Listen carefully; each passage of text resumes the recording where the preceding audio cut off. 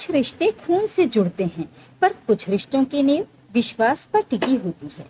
जब यही विश्वास टूट जाए तो खून का रिश्ता भी फीका पड़ जाता है।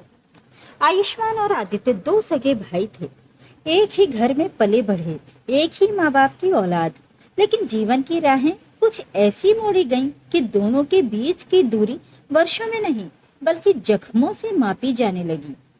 आदित्य ने अपने भाई आयुष्मान के हिस्से की सारी संपत्ति बेईमानी करके अपने नाम करवा ली थी और आयुष्मान को अपने माँ बाप की संपत्ति में से कुछ भी नहीं मिल पाया था।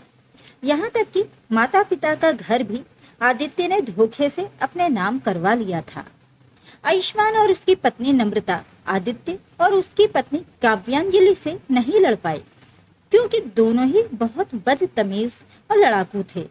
इसलिए वो लोग चुपचाप सब कुछ छोड़ छाड़ कर अपने परिवार के साथ खुश थे।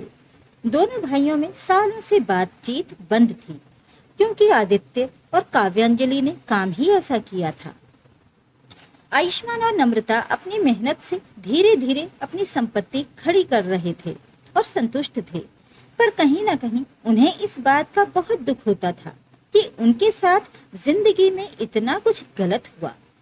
दिन ऐसे ही बीत रहे थे कि एक दिन सुबह सुबह काव्यांजलि का फोन नम्रता के पास आया और उसने बोला, आदित्य की तबीयत बहुत खराब है, डॉक्टर सारी जांच कर रहे हैं, उसे तुरंत खून चढ़ाने की जरूरत है, लेकिन खून किसी ब्लड रिलेटिव का ही चाहिए।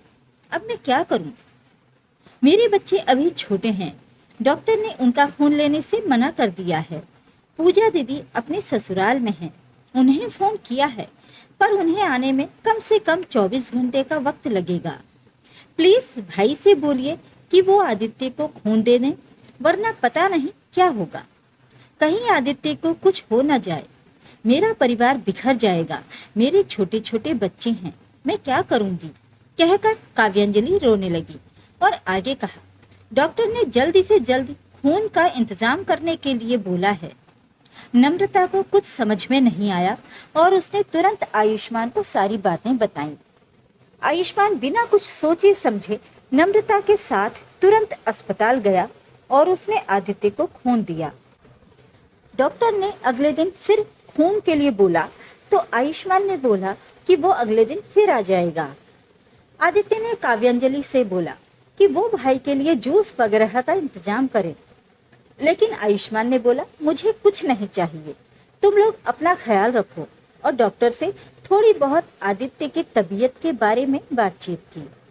डॉक्टर ने बोल दिया कि खतरे की अब कोई बात नहीं है, हमने सारी जांच कर ली है और उस हिसाब से हम ट्रीटमेंट कर रहे हैं।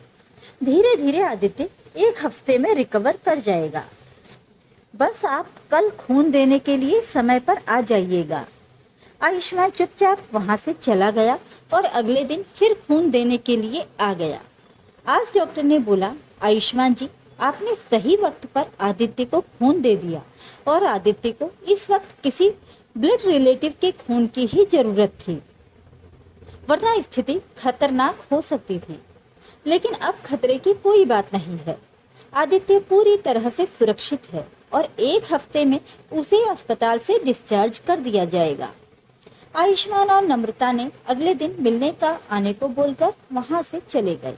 आदित्य और काव्यांजलि उन्हें देखते ही रह गए, क्योंकि उनकी कुछ भी बोलने की हिम्मत नहीं थी। आदित्य जब तक अस्पताल में रहा, आयुष्मान और नम्रता रोज उनसे मिलने आते थे और उनका हालचाल लेकर चले जाते थे। उसके अलावा उन्होंने कोई बात नहीं की और फिर आदित्य डिस्चार्ज होकर अपने घर चला गया। फोन पर 1-2 बार आयुष्मान और नम्रता ने आदित्य का हाल चाल पूछ लिया। उसके बाद उन लोगों ने कोई संपर्क नहीं रखा। आज आदित्य और काव्यांजलि को अपने किए पर बहुत पछतावा हो रहा था, क्योंकि आदित्य की जान खतरे में थी। उस वक्त अगर आयुष्मान चाहता तो वो खून देने से मना कर सकता था, और अगर आयुष्मान खून नहीं देता तो शायद आदित्य का बचना मुश्किल था। लेकिन आयुष्मान और नम्रता ने ऐसा कुछ नहीं किया और वो तुरंत जरूरत पड़ने पर आदित्य के पास पहुंच गए थे। लेकिन अब वो उनसे कोई संपर्क नहीं रख रहे थे। एक दिन सुबह सुबह आदित्य और काव्यांजलि आयुष्मान और नम्रता के घर आए और उनसे बोलने लगे, भाई हमसे एक गलती हो गई, हमने आप लोगों के साथ बहुत गलत किया, हम अपनी गलती सुधारना चाहते हैं, हमें एक मौका तो दो, हमने जो बेईमानी की है हम उसे ठीक करना चाहते हैं।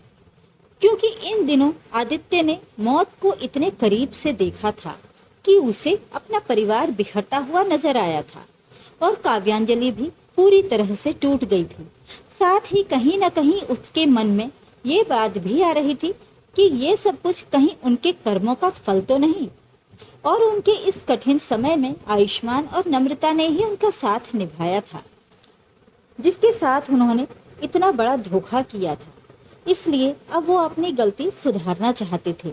लेकिन आयुष्मान और नम्रता अब ऐसा कुछ नहीं चाहते थे और उन्होंने आदित्य और काव्यांजलि के हाथ जोड़ दिए और बोला, हमारे पास जो है जितना है हम उसमें ही खुश हैं, हमें और कुछ भी नहीं चाहिए। बस हमें इस बात का गर्व है कि ये सब कुछ मेरा खुद का खड़ा किया हुआ है। मैंने बेईमानी से किसी का कुछ नहीं हड़पा, सब कुछ मेरी मेहनत की कमाई है और मेरे अपने कर्म हैं। इंसान इस धरती से कुछ नहीं लेकर जाता सिवाय अपने कर्म के। तुम लोग जा सकते हो।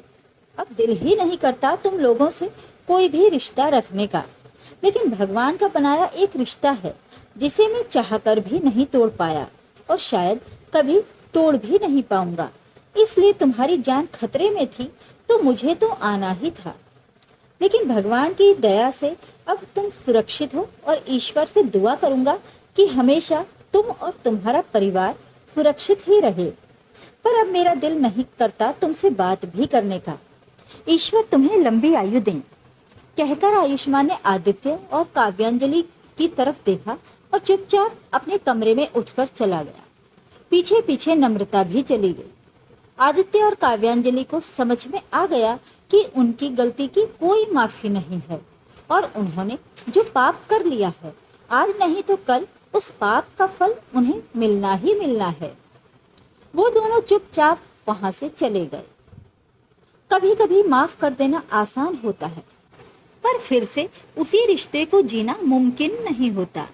आयुष्मान ने अपना फर्ज निभाया, लेकिन दिल से सब कुछ छोड़ दिया।